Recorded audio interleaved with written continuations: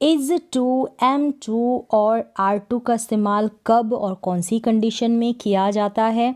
Was to और वर to का इस्तेमाल, हैज़ टू और हैव टू, हैड टू का इस्तेमाल, और इन्हीं का यूज़ हम पैसिव में कैसे करेंगे। पैसिव में करेंगे तो इज़ टू बी हो जाएगा, एम टू बी हो जाएगा, आर टू बी हो जाएगा, was to be, were to be, has to be, have to be, had to be. इस तरीके से हम सेंटेंसेस का यूज़ करेंगे कंडीशन के अकॉर्डिंग, सेंस के अकॉर्डिंग।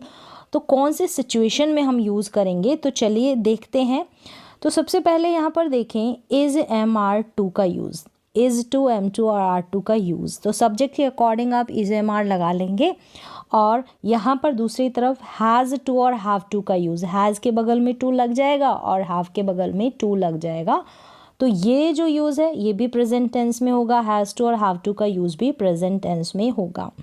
अब सेंस देखें, काम इच्छा से करते हैं ना, अपनी इच्छा से हम कोई काम करते हैं तो is to, am to, are to का इस्तेमाल करते हैं, या फिर हमने कोई योजना बना ली होती है, पहले से कोई प्लानिंग कर ली होती है, पूरी प्लानिंग के साथ प्रोग्राम फिक्स कर लिया होता है, तो उस सेंस में हम यूज़ करते हैं इज़ टू, एम टू और आर टू का।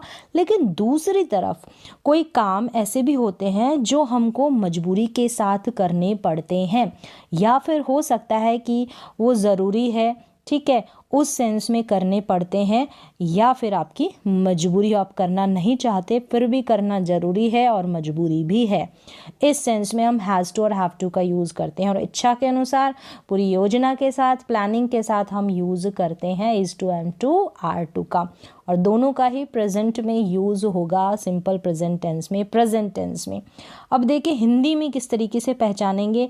अगर वाक्य के अंत में ना है, नी है, ने है, इस तरीके से आ जाए तो ऐसे भी हम समझ सकते हैं। और दूसरा सेंस आपने पकड़ लिया है कि इच्छा के साथ और प्लानिंग के साथ कोई काम करते हैं, प्रोग्राम फिक्स कर कर कोई काम करते हैं, तो वहाँ पर हम is to, am to, are to का यूज़ करते हैं। दूसरी तरफ मजबूरी के साथ तो ना पड़ता है, कोई काम करना पड़ता है, तो उस सेंस में। तो ये हिंदी की पहचान हो गई। हिंदी में इस तरीके से आप आइडेंटिफाई कर सकते हैं, नहीं तो आपने जो सेंस है, इनके पीछे जो कॉन्सेप्ट बन रहा है वो तो आपने पकड़ लिया है। तो चलिए सेंटेंस देखें, जैसे कि मुझे दिल्ली जाना है। मेरा जो प्रोग्राम है, योजना बन गई है, प्रोग्राम फिक्स हो गया है दिल्ली जाने का, तो I am to go to Delhi, मुझे दिल्ली जाना है। लेकिन मुझे दिल्ली जाना पड़ता है, मेरा मन नहीं है, मजबूरी के साथ मुझे जाना पड़ रहा है, तो I have to go to Delhi, I have to go to Delhi. तो इस तरीके से हैव टू का यूज़ हो जाएगा। अब मुझे दिल्ली जाना है, मुझे दिल्ली जाना है, योजना बन गई है, प्रोग्राम फिक्स हो गया, और यहाँ पर जाना पड़ता है, मजबूरी है या फिर कोई ज़रूरत है, वहाँ जाने की ज़रूरी है, तो इस सेंस में मजबूरी है। ठीक है, तो यहाँ पर हैव टू का यूज़ हो गया। अब इन्हीं का हम पैसिव भी देख लेते हैं साथ में। देखें, अब जब इज़ एम आर टू लग जाएगा ना, is to, am to, are to, तो इसके साथ जब हम पैसिव बनाएंगे तो टू के बाद में is to be, am to be, are to be, इस तरीके से यूज़ करना होगा। और पैसिव है तो वर्ब की थर्ड फॉर्म आपको लगानी है। और दूसरी तरफ हैज़ टू और हैव टू, फिर इनके साथ भी आपको बी अटैच करना है, बी लगाना, और फिर वर्ब की थर्ड फॉर्म यानी has to be, have to be. ठीक है, काम किया जाना है, पैसिव है तो काम किया जाना है। ठीक है, काम किया जाना है, तो ये वाले जो is to, am to be है ना, is to be, am to be, यहाँ पर तो काम किया जाना है। और यहाँ पर has to be, have to be वाले में काम करना पड़ता है, काम करना पड़ता है, कोई काम करना पड़ता है। देखिए, खाना बनाया जाना है, तो food is to be cooked, खाना बनाया जाना है, तो खाना बनाने की प्लानिंग हो गई, काम करने की, तो food is to be cooked. और भोजन पकाना पड़ता है, तो यहाँ पर मजबूरी है भोजन पकाने की, तो food has to be cooked, भोजन पकाना पड़ता है, ये काम करना पड़ता है, तो यहाँ पर हैज़ टू बी। और जो सब्जेक्ट है उसको अगर मेंशन करना चाहते हैं पैसिव में, तो आपको पता है बाय प्रपोजिशन लगाकर आप कर सकते हैं। यूज़ बाय प्रपोजिशन लगा दें और किसके द्वारा, वो लिख दे by me, by him, by her, इस तरीके से। चलिए, ये तो कॉन्सेप्ट क्लियर हो गया कि प्रेजेंट में। अब यही बात अगर हम पास्ट में लाते हैं तो वॉज टू या फिर वर टू का यूज़ होता है, ठीक है।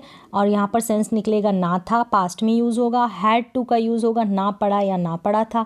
अब हैड टू यानी मजबूरी या ज़रूरत के साथ, और यहाँ पर प्लानिंग थी कोई काम करने की, ठीक है, इस सेंस में प्लानिंग थी और यहाँ पर मजबूरी या ज़रूरत थी। जैसे मुझे दिल्ली जाना था, मेरी प्लानिंग थी दिल्ली जाने की, तो I was to go to Delhi, I was to go to Delhi, कोई काम था तो प्लानिंग बन रखी थी, योजना बन रखी थी पहले से ही, I was to go to Delhi. मुझे दिल्ली जाना पड़ा था, मेरी प्लानिंग नहीं थी, मुझे अचानक से भेज दिया गया तो मेरी मजबूरी हो गई और मुझे ज़बरदस्ती जाना पड़ा, तो I had to go to Delhi, मुझे दिल्ली जाना पड़ा था, I had to go to Delhi. तो इस तरीके से ये फीलिंग आएगी मजबूरी वाली और एक प्लानिंग के साथ, इच्छा वाली, योजना के साथ। तो ये दो डिफरेंसेस हो जाते हैं इनमें, ठीक है। तो देखिए अब इसी का हम क्या करेंगे, पैसिव भी बना लेंगे। यहाँ पर कमरा साफ किया जाना था, कमरा साफ किया जाना था, तो यहाँ पर वॉज, जैसे वॉज टू है ना, वॉज टू बी लग जाएगा और वर्ब की थर्ड फॉर्म, यहाँ पर वर्ब टू भी लग जाएगा, अगर सब्जेक्ट होगा तो वर्ब टू बी वर्ब की third form, was to be verb की थर्ड फॉर्म, यहाँ पर हैड टू बी वर्ब की थर्ड फॉर्म, इस तरीके से पैसिव बन जाएगा।